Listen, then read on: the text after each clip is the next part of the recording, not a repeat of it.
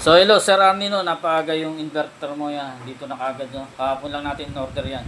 Kaya 24 volt system ang gagawin natin yan. So salamat ulit sa pagtitiwala Sir Arnie, no. So yan, bago yung monitoring niya, no. So God bless. So hello mga ka-electrical, no. So ito 3000 watts inverter, 24 volts system to, no. Ayan, 24 volts ang input niya. Then 220 volts ang output. Ayan. Okay, siyempre, pre-order to, no. May-ari na to. So isang tao lang umorder nito.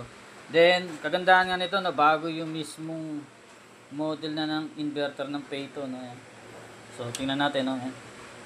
So ibang klase na ngayon yung ano niya. So upgraded model to. So siguro ganito na lahat ng bagong labas ng 3000 watts na inverter niya, no. Ayan. So try natin, electric fan. Ayan. So 24 volts, ibig sabihin mas bababa yung current nung flow ng kuryente, no. Dalawang battery gamit ko dito, ayan. So okay. So ganda. So antayin natin yung pagka-setup ko nito, no. Nantay ko pa yung mga devices nito. So salamat mga ka-electrical sa pagtitiwala at siyempre kay Sir Arnie. Thank you. God bless.